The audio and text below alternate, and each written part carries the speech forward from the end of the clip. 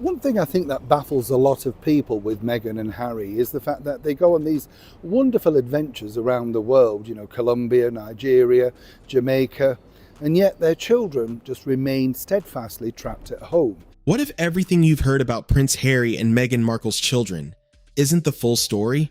Because the deeper you look, the more confusing it gets.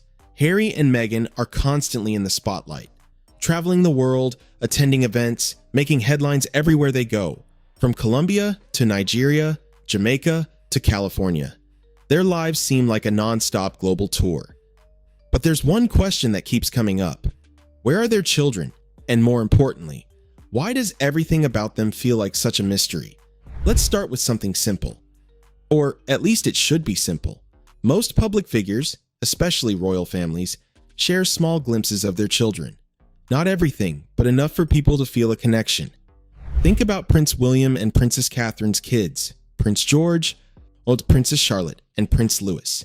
We don't know everything about them, but we've seen enough. We've seen them at royal events, at the coronation, even small, sweet moments like attending Wimbledon with their mother. These little appearances make people feel like they know them, even if they really don't. That's how connection is built. Now compare that to Harry and Meghan's children, Archie and Lilibet. What do we actually know about them?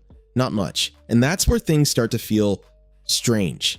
The couple travels frequently, appearing in different countries, attending public engagements, making speeches, but their children, they're almost never seen. In fact, the only glimpses people usually get are carefully controlled. Distant shots, brief clips, or photos from behind. And naturally, this has led to speculation. Some people even question whether the images we see are always consistent. For example, when these small details like appearance changes. Even something as simple as hair color seeming different from one moment to another. Now, that could easily be explained. Lighting, sun exposure, camera angles. But when there's already very little visibility, even the smallest changes start to raise eyebrows. And then, there are the stories. According to different interviews, Archie's first word has changed depending on who's telling it. One version says it was something surprising.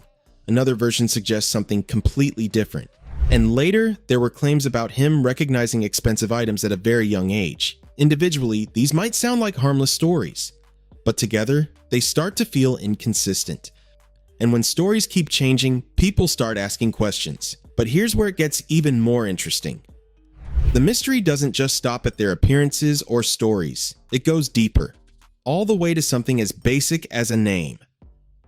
Let's talk about Archie. At first, it seemed like a simple modern name choice, but over time, different explanations started to emerge. In one version, the name came from inspiration, something Meghan had liked for a long time. In another version, it had a completely different origin. And this is where things take a surprising turn. There's a lesser-known historical connection tied to the name Archie. Back in the 1950s, there was a hugely popular radio character named Archie Andrews. At the time, radio shows were massive and this character was one of the biggest. And millions of people tuned in every week. But here's the key detail. This character wasn't just popular with the public. He was also closely connected to the royal family.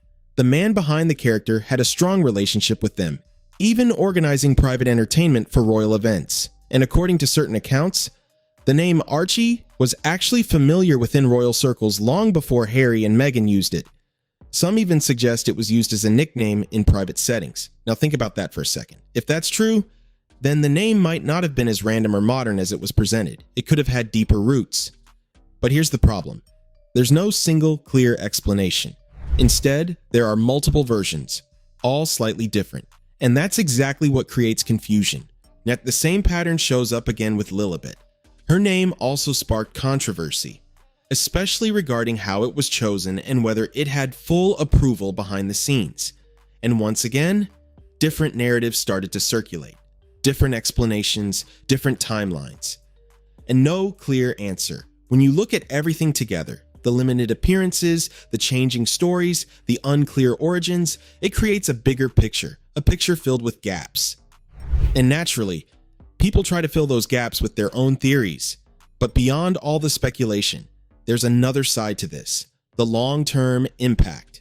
These children are growing up away from the traditional royal environment, missing major events, missing shared experiences, moments that could have been part of their history. And one day, they might look back and realize everything they missed. So what's really going on? Is this simply a case of privacy, parents trying to protect their children? Or is it something more complicated? A mix of storytelling, image control, and carefully managed narratives? One thing is certain. The more people try to understand the story, the more questions seem to appear. And for now, the truth behind it all remains, just out of reach. What do you think? Is this all just normal privacy? Or is there something more going on behind the scenes? Drop your thoughts in the comments below. And if you enjoy uncovering stories like this, make sure to subscribe to Fame Exposed, because here, we don't just follow fame, we expose it.